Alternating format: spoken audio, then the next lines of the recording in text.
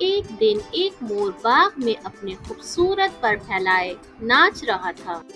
اس کے رنگ برنگے پروں کو دیکھ کر سب پرندے تعریف کر رہے تھے۔ قریب ہی ایک کوا درخت پر بیٹھا یہ منظر دیکھ رہا تھا۔ مور نے کوے کو دیکھا اور طنزیہ لہجے میں بولا، دیکھو میرے پر کتنے خوبصورت ہیں، تمہارے جیسے کالے اور سادے پر اتنے بدصورت لگتے ہیں۔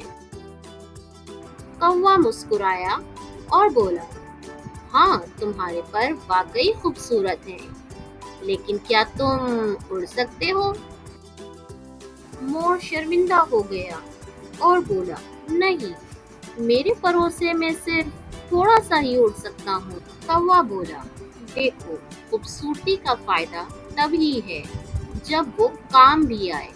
میں بدصورت سہی، مگر میں آسمان کی بلندیوں تک اڑ سکتا ہوں۔ مور خاموش ہو گیا، اسے اپنی غلطی کا احساس ہو چکا تھا۔